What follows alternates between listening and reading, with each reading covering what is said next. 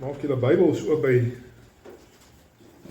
1 Petrus, en ons kyk vanoggend na 1 Petrus 1 vers 14 tot 16, net daar die 3 verse.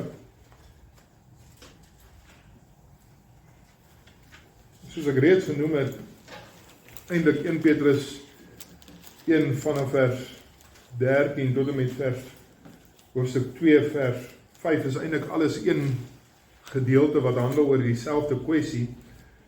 En maar ons sou onmiddellik nie as ons vir 'n week besig gewees het as ons dit alles moes hanteer vanoggend. Ons moet dit onderbreek in kleiner stukkies en so ons kyk vanoggend na hierdie 3 verse, 1 Petrus 1 vers 14 tot en met vers 16. Soos gehoorsame kinders, moet julle nie julle lewe inrig volgens die begeerlikhede wat tevore in julle onwetendheid bestaan het nie. Maar soos hy wat julle geroep het, heilig is, moet julle ook in julle lewenswandel heilig word. Omdat daar geskrywe is, wees heilig, want ek is heilig. Sover ons lees die gedeelte, en kom ons bid dat die Here vir ons sal help en ons sal lei.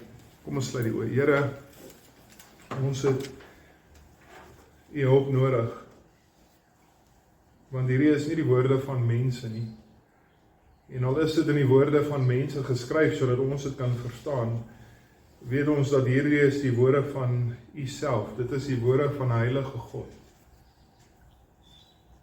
En as ons dan vanoggend by mekaar kom in die begeerte om hierdie woord te verduidelik, dan is ons begeerte, Here, dat ons gedagtes geneig sal wees tot U. En dat ons hierdie woord met die nodige respek en agting sal bestudeer.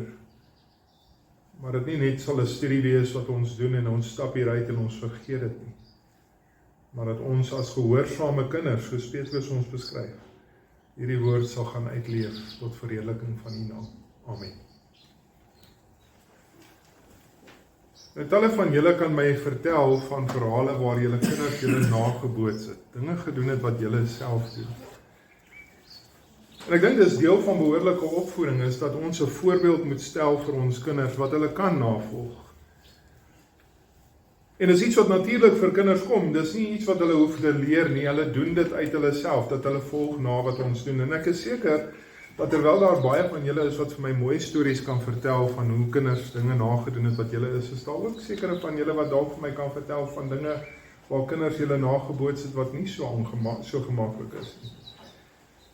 Waarin julle dinge gedoen het wat julle nie moes doen nie, of wat nie 'n goeie voorbeeld gestel het vir julle kinders nie, en hulle het julle nagevolg. En hulle het dit ook gedoen.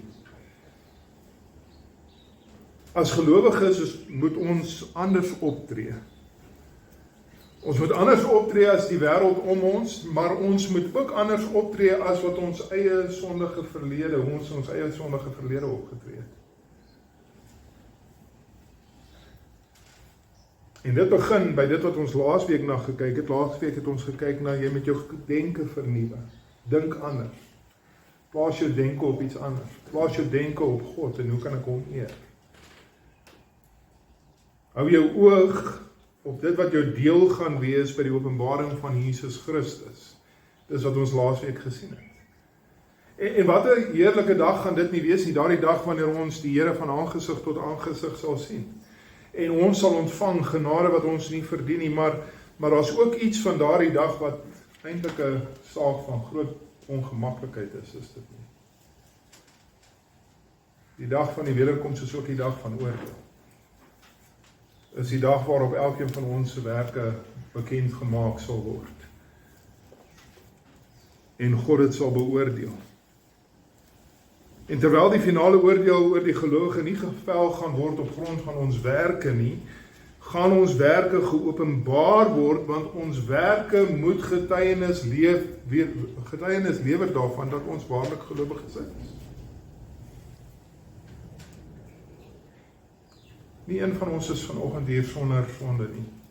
Nie een van ons is sonder sonde nie. Maar as jy 'n gelowige is, dan veg jy teen sonde. Dan haat jy jou sonde. En as jy 'n Christen is, dan strewe jy met alle ywer daarna om heilig te leef. En dit wat heilig is, lief te hê. Dis waaroor ons vanoggend gesels. Streef heiligheid na as God se kinders, want die gelowige moet die heiligheid van die Vader navolg. En hoe doen ons dit? Wel, eerstens, die gelowige sterf sonde af. Dis ons eerste hoofpunt. Vers 14. Die gelowige sterf sonde af. Nou in 1 Korintiërs hoofstuk 5 en vers 17, wat sien ons daar? En in Jesus Christus is ons 'n nuwe skepsel. Die ou dinge het verbygegaan, ons het nuut geword. En so die gelowige begeer nie meer om te wandel in die sondige weë waarin hy gewandel het voor sy bekering nie. Nee, ons het 'n nuwe lewe in Christus en ons kan daarom nie meer ons lewe inrig volgens die ou dinge van voorheen nie. Ons is nou die kinders van God. Soos Petrus sê, die gehoorsame kinders van God. Nou dink vir 'n oomblik aan die volk Israel.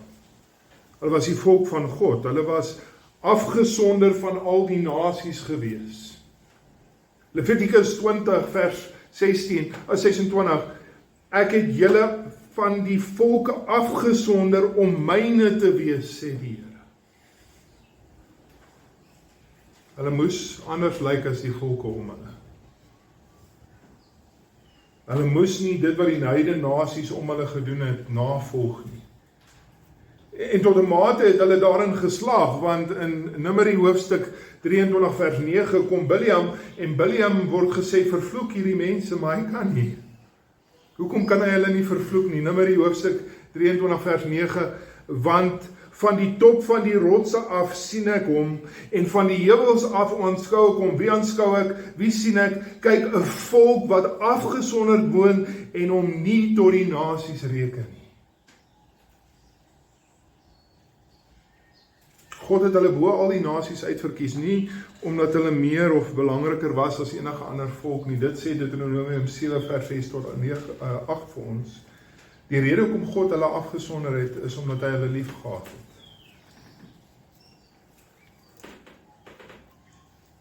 En dis juist omdat hulle dan die volk van God was, dat hulle moes anders wees as die volke om hulle. En toe die Here hulle na die land van Kanaan toe vat, het hy gemaak, het die Here vir hulle gesê deur Moses, hulle gesê in Levitikus 18 vers 1 tot 3,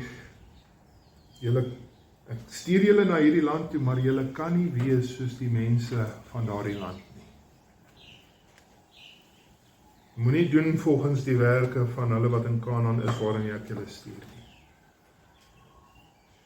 Nou wanneer Petrus hierdie brief skryf, dan skryf hy, soos ons nou al reeds gesien het, hy skryf aan 'n grootliks heidense gehoor. Daar is Jode onder hulle, maar grootliks heidense gehoor. Met ander woorde, daardie goddelose volke waarteen die Here sy volk gewaarsku is, dis hierdie mense. Hulle is uit daai volke, hulle self is daai goddeloses teen wie die Here sy volk gewaarsku het. Maar dis nie meer wat hulle is nie, want wat het nou gebeur? Hulle het tot geloof gekom, hulle is nou, waarmee begin ons vers? Hulle is nou gehoorsame kinders. Deur die genade van God het ons, elkeen wat hier is, wat in Jesus Christus glo, elkeen van ons is die kinders van God.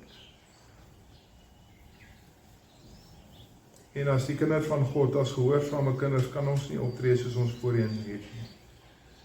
Kan ons nie meer ons lewe rig volgens die weë van hierdie wêreld nie. Die begeerlikhede waarin ons tevore in ons bestaan het, moet nou deur elkeen wat 'n ware gelowige is afgesterf word. Sterf dit af. Kyk na die dinge waarmee jy jouself besig gehou het voor jou bekering. Kyk na die dinge wat jy begeer het. Die dinge wat aan jy nagejaag het. As jy 'n gelowige in Jesus Christus is, dan kan jy nie meer volgens daardie lewenswandel leef nie. En Petrus noem sommige van die dinge waarvoor die heidene bekend was. Sommige dinge wat miskien ook waar is van jou eie lewe in 1 Petrus 4 vers 3, hy praat van ongebondenheid, begeerlikheid, dronkenskap, brasserye, drinkpartye, onoorloofde afgodediens. En jy kan byvoeg jou eie sonde by daardie lys, die dinge waarmee jy jouself besig gehou het voor jou bekering. En daardie is die dinge wat jy nie meer mag najag nie. Toe ons tot geloof gekom het, hier is die probleem, nee, die oomblik toe ek tot geloof gekom het, toe jy tot geloof gekom het, het hierdie begeertes nie verdwyn nie. Ons sondige natuur is nog hier binne in ons. En dit bly werk, dis altyd aan die werk binne in ons. En daarom moet ons as gelowiges aanhou bly werk, altyd werk daaraan om dit te weerstaan en dit af te sterf. Hou aan om te begeer, om God te verheerlik, want die sonde hou aan om te begeer om jou te verlei, om te doen wat jy voorheen gedoen het en daarin voort te leef. Romeine 6 vers 13 sê ons moenie meer die sonde in ons sterflike liggame laat heers nie. Ons moenie meer aan sy begeerlikhede gehoorsaam wees nie. En hoe doen ons dit? Wel, dit vra 'n aktiewe geveg, is dit nie? Dit vra 'n aktiewe en konstante geveg teen my eie sondige begeertes. Ons moenie aan hierdie wêreld gelykvormig word nie, sê Romeine 12 vers 2. Ons moenie die begeerlikhede van ons vlees volbring nie, sê Galasiërs hoofstuk 5 vers 16 tot 17 vir ons.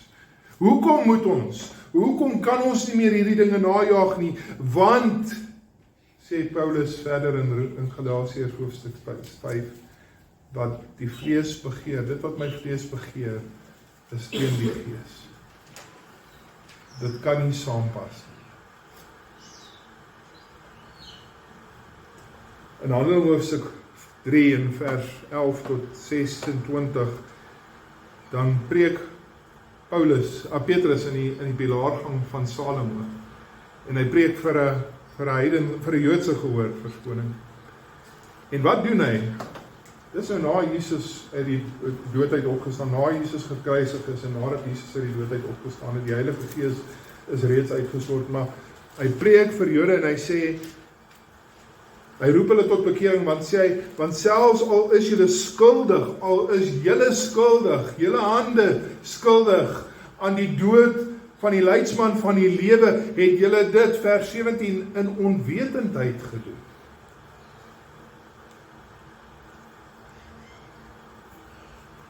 Hulle het nie geweet wie Jesus is nie. Hulle het nie geweet Jesus is die Christus nie. Maar nou weet hulle dit. En daarom moet hulle bekeer van hulle ongeloof. En wat sê Petrus vir ons hier in vers 14? Dis die dade wat julle van tevore in onwetendheid gedoen het. Julle het in onwetendheid daarvolgens gewandel. Met ander woorde, julle het nie begryp die grootheid van julle sonde nie. Julle het nie geglo in die Here Jesus Christus nie, maar nou dat julle geglo het, nou dat julle deur die genade die kinders van God geword het, hoe kan julle nog daarin voortleef? Want nou as julle daarin voortleef, is dit nie meer onwetend nie. Julle weet dat hierdie dinge behaag God. Jy weet dat hierdie dinge is dinge wat God haat. En so, Handelinge 17 vers 30, terwyl God die tye van onkunde oorgesien het, is ons verstand nie nou meer verduister nie. Is ons harte nie meer verhard nie, sê Efesiërs 4 vers 18. Ons is nou gehoorsame kinders. Ons is nou gehoorsame kinders. Ons weet dat die begeerlikhede wat tevore in ons bestaan het, dat hierdie dinge God nie verheerlik nie. Dat dit God nie eer nie. Ons vorige lewe, hoe kort of hoe lank jy ook al daarin gewandel het, dit was gevul met bose begeerlikhede. En dis begeerlikhede, sê Petrus vir ons 'n bietjie later in 1 Petrus 2 vers 11 sê vir ons, dis begeerlikhede wat stryd voer teen jou siel. Dis in 'n geveg teen jou siel. En daarom, as gehoorsame kinders, pleit ek by julle, om hierdie dinge af te sterf. Sterf dit af. Veg met alles in jou teen jou sondige begeertes, teen jou sondige natuur. In Johannes 3 vers 1 is my kosbare teks. Kyk wat 'n groot liefde die Vader vir ons het, bewys het, wat hy vir ons bewys het. Dat hy ons die kinders van God noem. Dat hy ons die kinders van God noem. Die oomblik toe jy tot geloof gekom het, het jy 'n kind van God geword. Dit sê Johannes 1 vers 12 en 13 vir ons. En dus moet die begeerlikhede van ons vlees, waarin ons voorheen gewandel het, Efesiërs 2 vers 3, nou van ons afgewerk word. Dis werke wat van nature gesien word in die kinders van die toren, waarin ons nie meer leef nie, want ons is nie meer kinders van die toren nie. Ek en jy is kinders van God. Kinders van God. Ons was eens in die duisternis, Efesiërs 5 vers 8. Maar ons is uit die duisternis gebring na die lig. Ons moet dus wandel nou as kinders van die lig. As kinders van die lig moet ons wandel. En dan vra ek vir jou, stop vir 'n oomblik en kyk na jou eie lewe.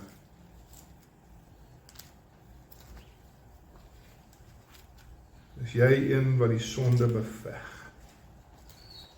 Is jy een wat ernstig stryd voer teen die sonde van jou vorige begeertes, die sonde van hierdie wêreld? Want as gehoorsame kinders moet ons klaar maak met die begeerlikhede van ons ou lewe. Maak klaar met dit. Tweedens, ons tweede hoofpunt, gelowiges trek heiligheid aan. Ons trek heiligheid aan. So ons maak klaar met die dinge van hierdie wêreld, die sondige weë, maar nou wat moet ons doen? Ons moet positief in die ander rigting gaan. Ons moet nie net die huis uitvee en skoonmaak nie. Ons moet iemand kry om daar te kom bly, daar moet nuwe inwoners wees, sodat die ou inwoners nie terugkom en groter en sterker demone saam met hulle. Ons is geroep deur een wat heilig is. God wat ons geroep het is heilig. En daarom moet ons begeer om hom te behaag, deur homself ook heiligheid na te streef. Ons moet, sê Petrus hier in vers 15, hy sê, ons moet in ons hele lewenswandel heilig word. En so, wat by Petrus nou eintlik vir ons hier wys, is daar twee kante van heiligmaking.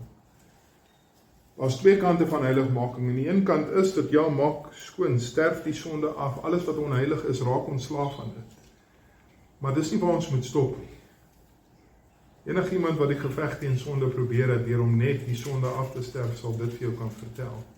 Dit help nie net om te veg teen die sondige begeertes nie. Jy moet heiligheid nastreef. Jy moet daardie begeertes vervang met ander begeertes. En so dis die tweede kant, is om aktief en opsetlik na te jaag dit wat goed en rein en heilig is. Want hy wat ons geroep het, God het ons geroep, hy het ons van tevore verordeneer, sê Romeine hoofstuk 8 en vers 30. Hy het ons geroep volgens sy voorneme, sê Romeine 8 vers 28, en hy het ons geroep in sy getrouheid, sê 1 Korintiërs 1 vers 9. En God het dit nie gedoen, hy het ons nie geroep sodat ons kan voortleef in ons ou lewe nie, broer en suster. Nee, hy het ons geroep tot 'n hoë roeping, sê Filippense 3 vers 14. Hy het ons geroep uit die duisternis tot sy wonderbaarlike lig, sê 1 Petrus 2 vers 9. En so aan die een kant, ja, sterf die sonde af, maar aan die ander kant streef heiligheid met alles in jou na. Ek hou van hoe John Murray dit stel, hy sê, ons kragtige, effektiewe roeping tot die Christelike lewe is 'n roeping om vir God te leef en soos hy te word. Louis Berkhoff, die teoloog, sê om heilig te wees is om afgesonder van die sonde te wees en toegewy te wees om hom te eer. Dink vir 'n oomblik aan die Ou Testament.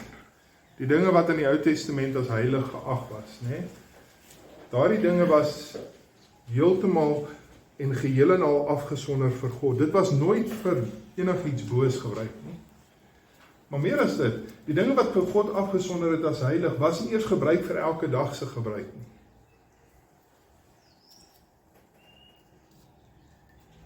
Dit was totaal en al toegewy aan die diens van die Here. Dink aan die Sabbatdag. Eksodus 20, nê. Veel tyd spandeer Moses in die skryf van die wet aan om die Sabbatdag heilig te hou. Vers 8 tot en vers 11. 'n dag wat uitgesonder word uit al die ander. Hierdie dag gebruik ons vir God se eer. Jy mag nie enigiets anders doen nie. Jy mag nie as jou slaaf laat iets doen nie.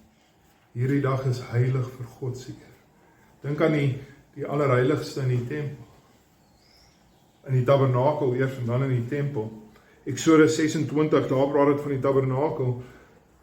Die allerheiligste was afgesonder vir God se eer. Soveel so dat Hebreërs hoofstuk 9 en vers 7 vir ons sê dat niemand mag daar ingegaan het nie behalwe wie?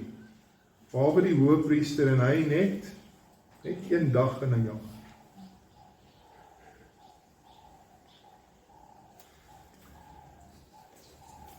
Om heilig te wees is om absoluut toegewy te wees.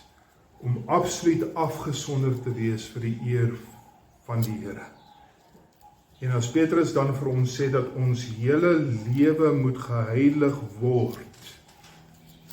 Ons hele lewe moet geheilig word. Dan is die vraag niks minder as dat ek vir altyd en in alles wat ek doen sal leef om God te verheerlik.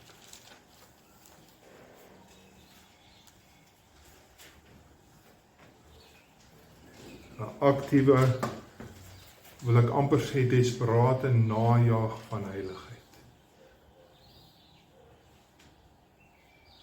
Romeine 6 vers 13, moenie julle lewe stel tot beskikking van die sonde nie. Maar stel julle self tot beskikking, luister wat sê, stel julle self tot beskikking van God, as werktuie van geregtigheid in sy diens. Met ander woorde, al wat ek najaag is geregtigheid, dit wat God vereer, dit wat God eer.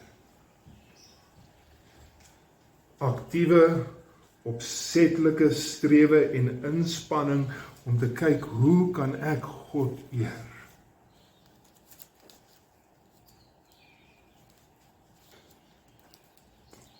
In 2 Korintiërs 7 vers 1, dan stel Paulus dit in baie sterk woorde, hy sê, ons moet in heiligmaking nastreef in die vrees van die Here. Herinner jouself aan die heiligheid van God. En as dit jou nie motiveer om heilig te leef nie, dan vra ek vrae. Kinders van God, broer en suster, jaag heiligheid na. En dit beteken dat in gehoorsaamheid aan hom is niks minder die verwagting as 'n totaal heilige lewenswandel. Dis die minimum. Dis die vereiste. 'n totale heilige lewenswandel tot eer van God. As mense kwaad spreek oor jou heilige lewenswandel, en dit sal gebeur. Wat sê 1 Petrus 2 vers 12 vir ons? As mense kwaad spreek, laat hulle kwaad spreek, want eendag sal God nog steeds verheerlik word deur die manier wat jy leef. Maar moenie dat hulle kwaad spreek oor jou en God word nie verheerlik deur die manier wat jy leef.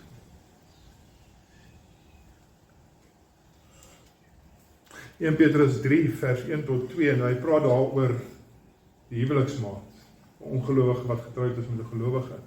Maar mense wat in jou lewe is en veral jou huweliksmaat, wat moet hulle doen? Hulle moet jou godsvreesende lewenswandel aanskou. Daar waar jy in die privaat is, waar jy nie die gehoor voor jou het nie, waar mense nie nodig het om geïmpres te wees met wie jy is nie, is jy 'n gelowige dan?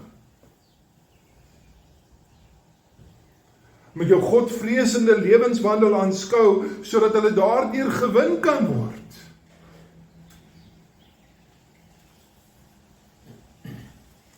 As hulle iets te sê het, sleg te sê het oor jou goddelike, jou goeie lewenswandel in Christus, sê 1 Petrus 3 vers 16, dan moet dit wees dat hulle God belaster, as hulle iets sleg sê oor hoe jy leef.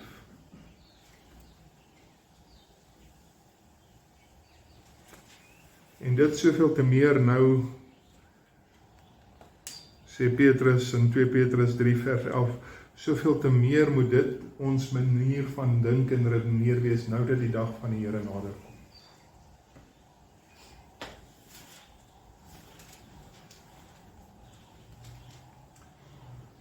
Nou dat die Here van die dag van die Here nader kom, hoedanig moet julle nie wees in heilige wandel en godsvrug nie. God wat ons geroep het is heilig, sê 1 Petrus 5 vers 10. En daarom moet ons 'n goeie heilige lewenswandel najaag. Daarom kan ons nie meer leef soos hierdie wêreld om ons leef en ons voorheen geleef het nie. Hoekom nie? Want ons is in Christus nuut gemaak. Romeine 6 vers 4. Ons is saam met hom begrawe deur die doop van sy dood. Sodat ons net soos Christus opgewek is, sodat hy opgewek is ons ook opgewek in 'n nuwe, sodat ons in 'n nuwe lewe kan wandel.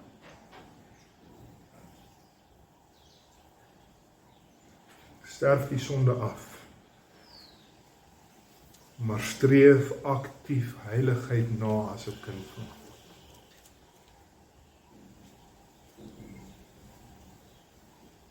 Sê weer, kyk na jou eie lewe. Is jy besig om aktief stryd te voer teen die sonde in jou lewe?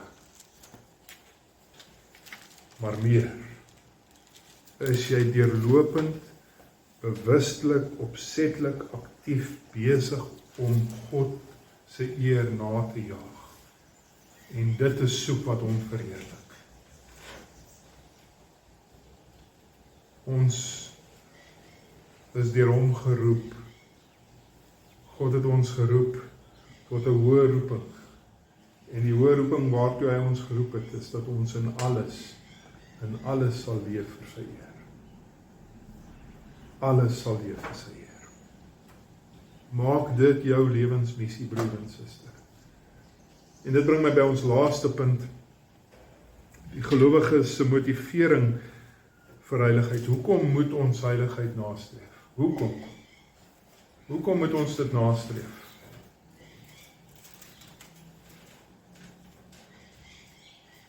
Petrus haal dan nou hier aan Levitikus 19 vers 2 wat net bloot sê, wees heilig want ek is heilig.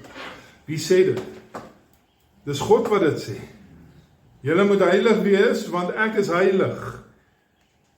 Omdat God heilig is, daarom moet ek as gelowige heilig wees, want, broer en suster, ons is nou bywoners, ons is nou vreemdelinge in hierdie wêreld, sê 1 Petrus 2 vers 10. Ons het nou God se volk geword, ons het die volk van God geword aan wie hy barmhartigheid bewys het. Maar kan ek vir julle iets sê, ons is meer as net die volk van God. Ons is meer as net die kinders van God, die volk van God. Ons is meer as net die volk van God, want wat sê vers 14 van ons?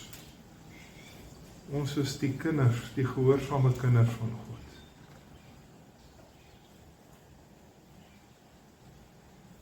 Ons is sy eie kinders.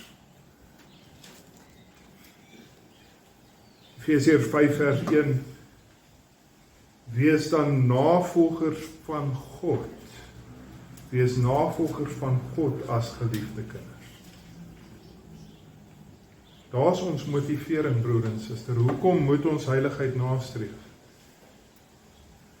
Want net soos wat jou kind jou naap in die dinge waarmee jy jouself besig hou, so moet ons die naapers van God wees, as ek dit so kan stel.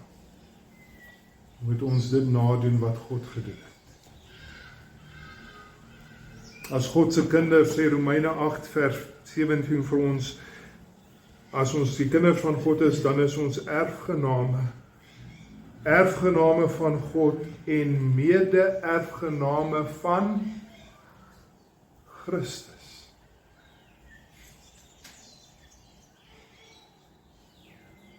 En dit bring my by die woorde van Jesus Christus homself in Matteus 5 vers 48.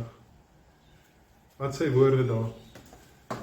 Sê nie wees heilig, want God is heilig nie. Hy sê, wees julle dan volmaak.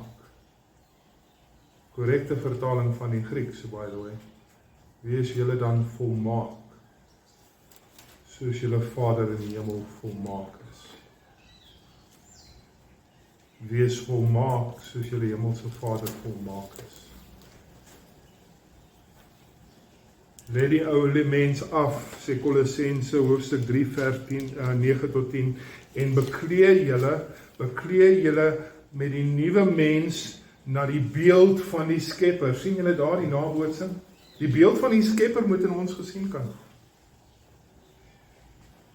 As kinders van God, sê 1 Johannes 3 vers 2 tot 3 sê, dat ons moet aan hom gelyk, omdat ons aan hom gelyk gaan wees, moet ons nou reeds onsself reinig, sodat ons kan rein wees soos hy rein is.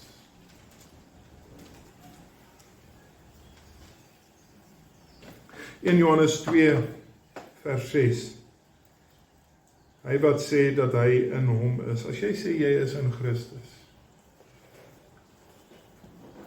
hoort jy self ook te wandel, net soos wat hy gewandel het. En so broer en suster, uiteindelik, wat is die vraag hier? Die vraag is hier, dat elke gelowige Christus gelijkvormig sal word. Dat ons as mede-erfgename van Christus sal lyk soos Christus lyk.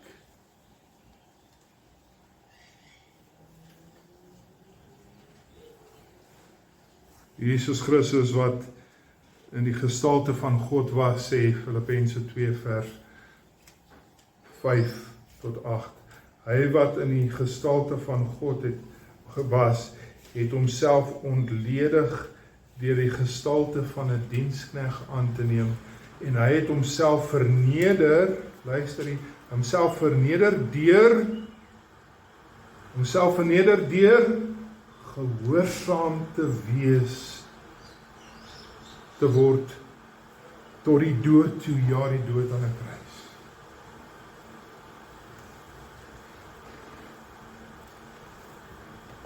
Dis die gesindheid wat in my en jou moet wees. 'n gesindheid waarin ek gehoorsaam sal wees aan God tot die dood toe. Waar my hele lewe daarop gewys sal wees om God se verheerliking te soek. Dat ek my hele lewe sal inrig om sy koninkryk en my roeping waardig te wees, sê Paulus aan in 1 Tessalonisense 2 vers 12.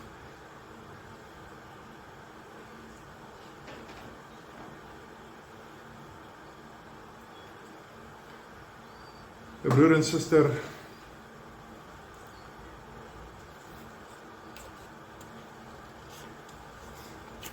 miskien sit jy nou daar en ek hoop jy doen. Ek hoop jy sit daar en jy dink by jouself, maar ek kan onmoontlik nie volmaak wees soos by Hemelse Vader volmaak is.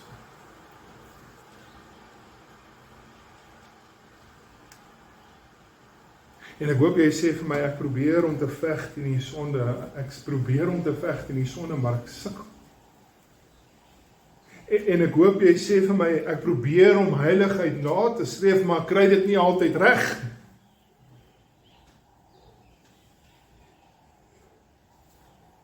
Ek hoop jy sit daar en jy sê, maar ek sit vanoggend hier en ek skiet ver te kort aan wat ek moet wees.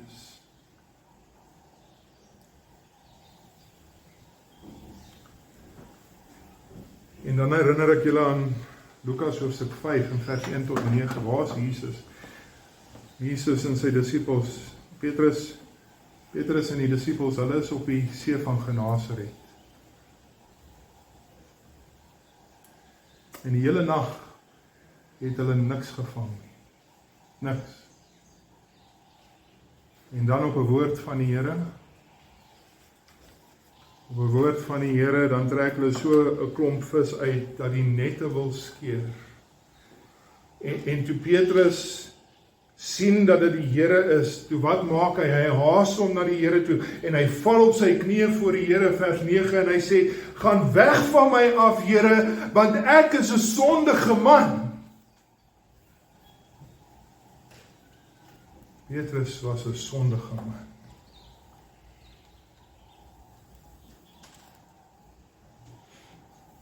En dis aan die einde van Paulus se lewe, wat hy aan Timoteus skryf in 1 Timoteus 1 vers 15. En sê, van alle sondaars is ek die vernaamste van alle sondaars.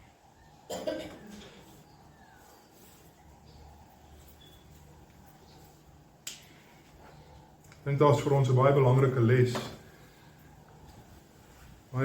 les om te leer uit dit wat Paulus vir ons in Romeine 7 vertel. Dis hoekom ek spesifiek ook dit uitgelig het vanoggend voor die diens. Romeine 7 vers 22 tot 25. Blaai sin toe asseblief. Romeine 7 vers 22 tot en met vers 25. Net daai paar verse.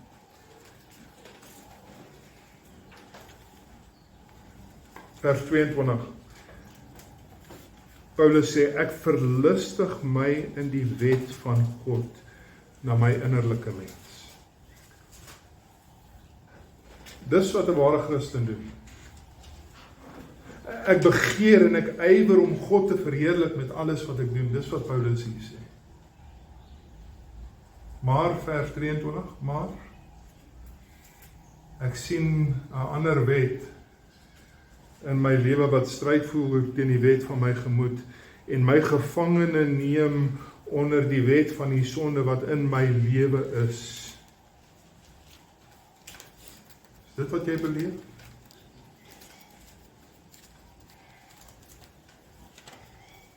Dat jy wil God verheerlik, jy verlustig jouself in 'n heilige lewenswandel. Daar's niks wat jy meer begeer as dit nie. Maar die begeerlikhede van hierdie wêreld en die begeerlikhede van jou eie sondige natuur is aanhou besig om jou te probeer wegruk. En baie keer kry dit reg. Is dit wie jy is?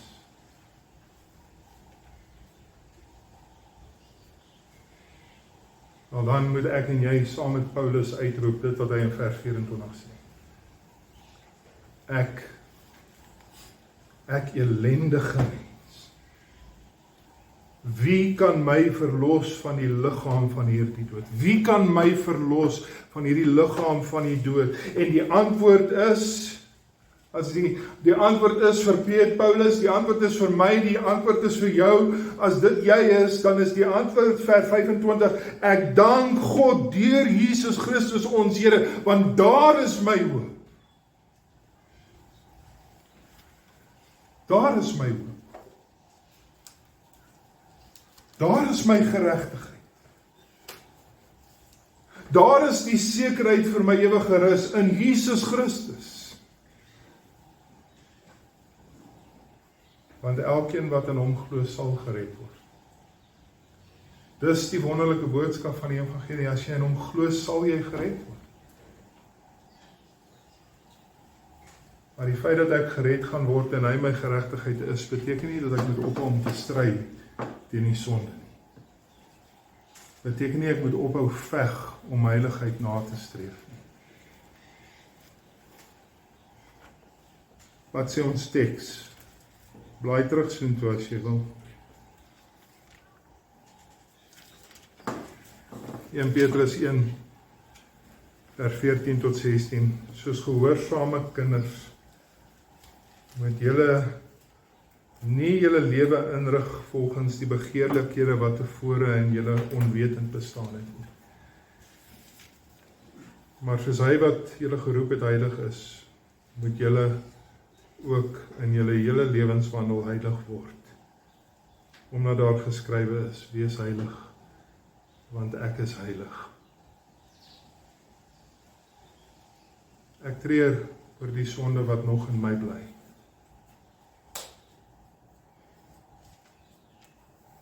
En ek hou aan om te begeer om God te verheerlik. En ek hou nie op omdat ek tekort skiet nie. Ek hou aan om te veg teen die sonde. Ek hou aan om te streef om heiligheid na te leef. Weet julle hoekom? Weet julle hoekom hou ek aan? Want ek is 'n kind van God. Want ek is 'n kind van God.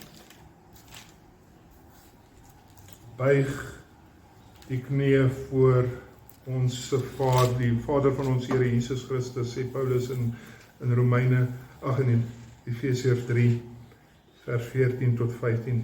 Buig die knieë voor die Vader van ons Here Jesus Christus, sodat hy aan jou die mag sal gee deur die Gees in die innerlike mens. Dat hy aan jou die mag sal gee deur die Gees in jou innerlike mens, sodat Christus deur geloof in ons harte kan woon.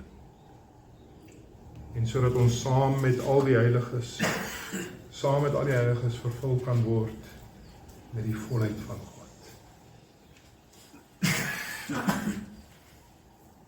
Ons verlossing is verseker in Christus.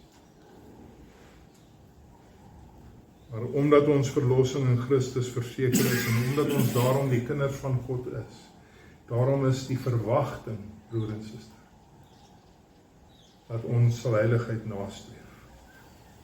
Dat ons die heiligheid sal nastreef, want God uit sy genade het my sy kind gemaak. Mag ek my hemelse Vader naap. Mag ek my oudste heilige broer naap, sodat God verheerlik sal word meer van hier af vorentoe in my lewe as nog ooit tevore. Amen. Kom ons bid.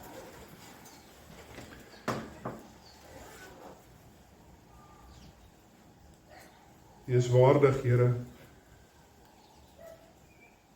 U is waardig dat ons hierdie wêreld geheel en al sal afsterf en haat. U is waardig dat ons onsself geheel en al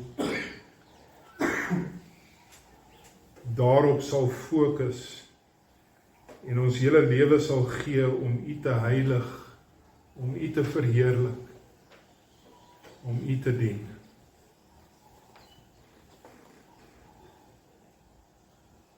Maar ons skiet tekort, Here. En daarom pleit ons, Here, deur die Heilige Gees, help ons, versterk ons, sodat Jesus Christus meer in ons sigbaar sal wees in die manier hoe ons leef.